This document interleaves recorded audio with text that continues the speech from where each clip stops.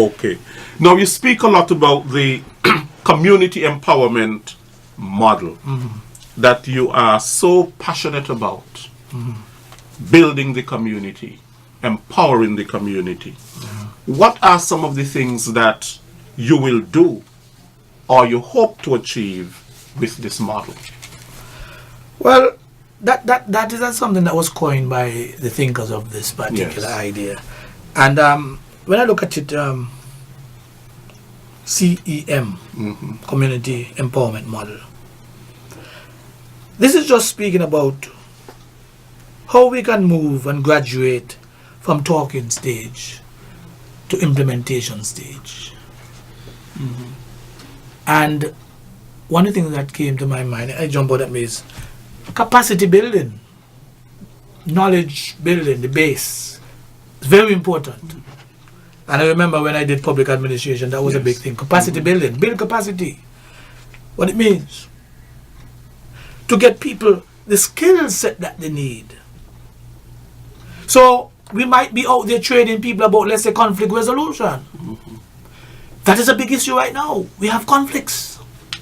If we can get somebody come in from wherever with the expertise to sit down with the community groups, give them some tips as to how we can deal with getting rid of some of the conflicts that exist. Exactly.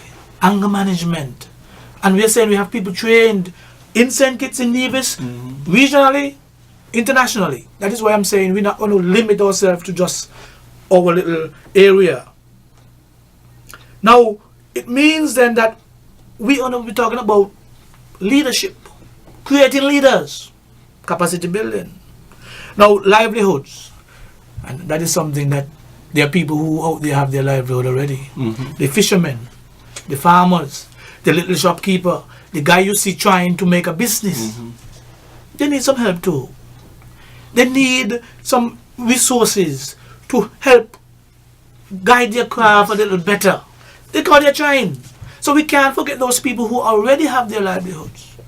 The department must make sure that we represent these people and can't forget them to advance what they've already started. So that is something that we are talking about, building capacity, building your knowledge base. Some people might not be in ICT, communication technology, information communication technology. And we can run courses, we can do stuff within the community to get people up to speed, to help them to better organize themselves in terms of selling what the products they have. Now, this thing, we could talk all day about this, in terms of the capacity building and the knowledge and so forth. Because public financial management is also important. Yes. How you use your money and how you reintroduce and so forth. So I'm saying the department would be charged with helping people within the different areas to better themselves so that they can survive in trying times, in hard economic times. We also have an issue of confidence and attitude. Some of us don't have any confidence. I've been to school with people who shy, they don't have right, but the confidence is not there. We must find a way to pull this out of people. Full confidence, you know that term, full confidence. Yes. You must have confidence about yourself, and people need to understand nobody better than you. Right. People going around and believe, and people want to give the impression they're better than you. Nobody better than you. And this is something that I would want to sell in the department, to let people come out of your shell. Express yourself, do what you have to do. Because all these things would be down to a better community, a safer community, and all these things. But my department would be championing the cause. You spoke about attitude as well. Yes, attitude. Sometimes I think what militates against empowerment and so on is that sometimes people don't have the right dispositions or people don't have the right attitudes. How can you change attitudes? It's very hard to change attitudes, you know. It is. It's very hard to change mindsets. But as you know, the experts would know how to bring that in terms of changing attitudes.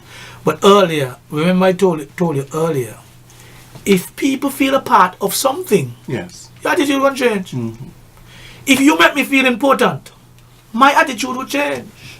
If things are happening in the community and every time you're doing something you call me, you have a town hall meeting, you have something and you sit down and I give my little 2 cents and you go and you see it happening, everybody gonna think, well, it's my idea. That was my idea. I feel good. The minister is listening to me. The people who are making the decisions are listening to me. So what I'm saying, the whole activism aspect within our community would help bring about a different attitude. And so that is where the department must ensure that we have programs, we're doing these things to help people to change their attitude. But they must be involved. They must be involved. And you know, the sad thing about it, most of our societies are made up by people who are less fortunate. Most.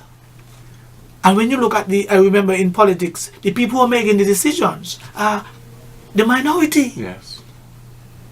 Making decisions for the majority. Yes. And the majority just sit back and take it. And only when election time they have a chance. I am saying no, not all at election time. Get involved in your community and then you would have a say every time something needs to be said. Not only election time. And so that would change the whole attitude. And so if we're going to buy into what's happening, we should feel bad about the crime situation. I feel bad.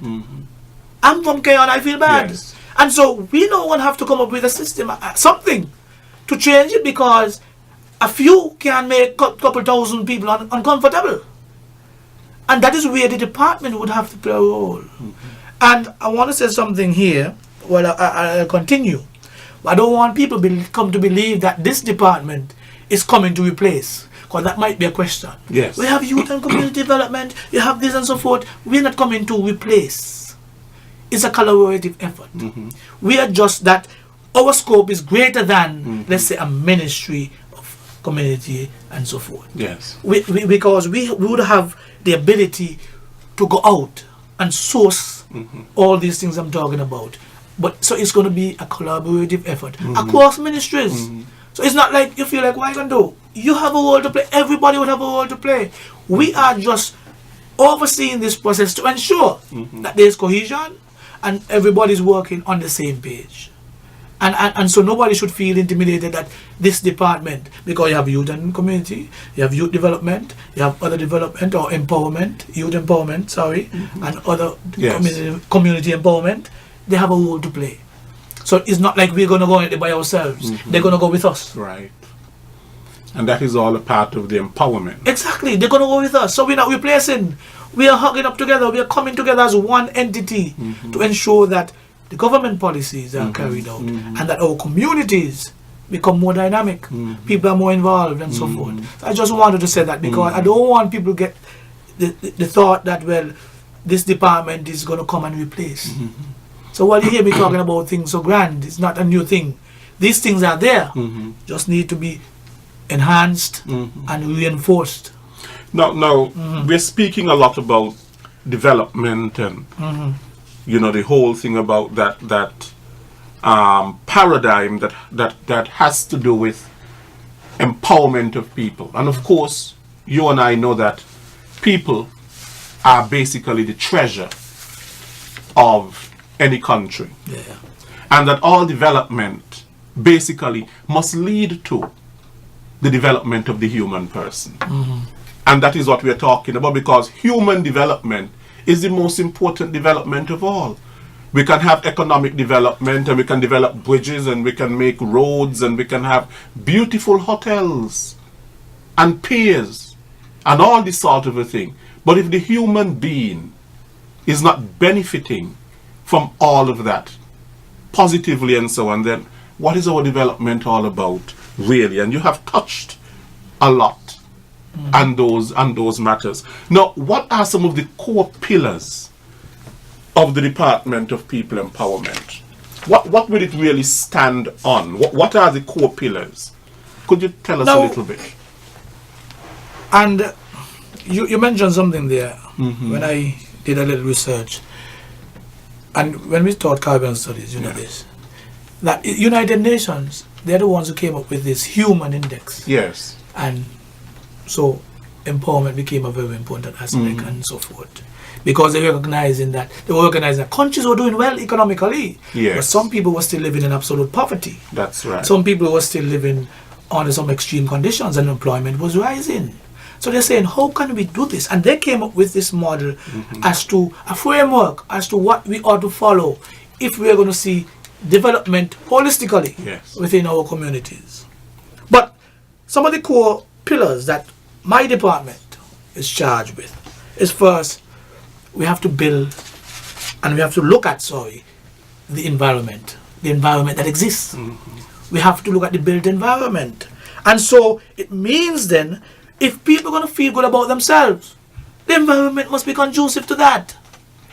And we see where a lot could be done. The beautification of the place. We have too many old buildings around, too many places that need to be maintained, green space. I'm not talking about to destroy the trees, but to be maintained. And even though we have the park and beaches and the people, there are some areas that they do not touch. So we want to have Yes. a collective effort to clean up the communities. And we must understand that there are some people who have their dilapidated properties and so forth. We have to go after them. Government must bring policies where we tax you extra, or we clean the place, we send you a bill. Yeah, that is It is sustainability. because that this you- is also helping with the criminal activities. People are using these abandoned houses and so forth to keep what they want to keep and so forth. And we are sitting back and we are saying, well, the person gone away for all these years, or the person not taking on the house. We got to take the responsibility as a community. So we got to, the government must be Yes. saying, well, implement taxes or hold these people accountable to make our place safe. So the environment becomes very important, because if you have good environment, then you're gonna create a good feeling where you have quality in terms of how you would perform as an individual. And so we also have to look at, when we have the environment working, then the next pillar is the public spaces, as I said. The recreational parks and the parks and the beaches and so forth must be also kept and cleaned and be guided accordingly. Because these are the things that the same citizens are going to enjoy. And I'm telling you, I am one who believes in activity in terms of sports. Sport, they have a role to play Yeah, in our development. society. And it's not all about books. You have to be well-rounded. And so if people don't have a place to express themselves on the football field and so forth, we're in problems. Yes. So we have to enhance all these kind of things. Now, another pillar is very important, education. Very important. And the grassroots. Those are the people who come to mind first, the grassroots, the people who can afford. Those are the people that we would have to go after and educate them in any which way we can to help them. But I'll tell you what, I remember back then, scholarships. I don't know what happened, but scholarships used to be plentiful and people need help. I tell my class, if I had a way, if I had my say in government, everybody who wants to go to university, and I'm talking about university within the region, the government would have to pay for that. I don't have that say. But if I had a say, anybody who reached the point of having their sixes and wanting to go on to tertiary education, the government should invest in that. Because it's going to come back and we're down to overdevelopment. But education becomes very important. Yes. The grassroots people, some people can't afford. They're bright. I've been to school with people bright. Can't afford the I have a friend. university. I have a friend right now living in the BVI, Alexis Charles. My good friend, bright, but didn't have the resources. He could have been anything he wanted to be in the world, but didn't have the resources, and so had to fend for himself. And I'm saying we need to find a way to get these people into universities. We need to find a way to get them the resources they need. So education now becomes a very important role as a pillar of this department. And also we have personal development agenda, Yes. where people can now develop their skills. You know, you're orator as far as I'm concerned, if that's the correct description. Well spoken. And so we can promote different skills. And so you can have the public speaking because people are afraid to speak. We can have people honing the skills in terms of counseling and preparation and so forth. Gender issues becoming a big thing. Yes. Becoming a big thing. And we can't stay ignorant. The world is moving fast and we can't stay ignorant. And so these are things out there within the society where we have to now start to educate people about the issues of gender. And so people know we live in a liberalized world. People have a choice. And as a society, we must understand. And even if something we don't support, at least we could understand the nature of some of these things. And that comes from education and personal development. Also, one of the pillars we talk about is public representation. And we're talking about now, we have parliamentary representatives. They must be in touch with the people. So you have, often you will have community-based, what you call them, town hall meetings. We must know what's going on. I should not have to go and listen to Parliament for us to be hearing a bill is passed to affect the fishermen. And you wouldn't have sat down with the stakeholders. The groups, you must go to them and speak to them. They have ideas they can give you. The politicians don't know it all. But the people out there who are going out every day. So what we are saying is that within our communities, the representation must be the representation of the people and not the representation of an individual. That is where the community building comes in. If you have 500 groups, you can hold your representatives accountable. They can't go and make decisions on their behalf, and they're representing people. So this is where now the activities within the communities would help to enhance representation.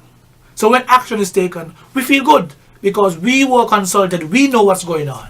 And so these are some of the things that would come out of. And then we have community organization, interest groups, and people who have a voice within the communities. We encourage that. Have your group. Spirit is in Sandy Point. We should be working with these groups. They're having a festival. How can we play a part in helping Spirit? Cultural groups. How can we play a part in helping the Green Valley Festival to enhance? Instead of we sitting back saying, oh, it wasn't good this year and so forth. We should be, because these things are playing a role in terms of our development. Yes. I live in Guyana, and I know how many people would have benefited. I have benefited too from having this festival. And so people look forward to, as far as I'm concerned, it's like a mini carnival. And so these people are trying to bring the community together. Yes. What is the government doing? That would be the question. What is the government doing? And so this department must be, you must reach out, and we must find a way to help you so that the community could be better off, that the festivals could be more, advanced and be better. And if you start to have that, your job is easy as a politician. Your job is easy as a leader. Your job is easy as any civic or civil servant. Yes. Because the community, they're comfortable and they're happy. And the last thing that we are going to try to get together is social support infrastructure. The churches, the schools, the PTAs, and the non-government organizations. And there's a note I have here, the Basic Need Trust Fund, the BNTF, and all these things. We must get them involved. We must partner with them because that is their job description, the BNTF. Basic Needs Trust Fund, basic needs to help people.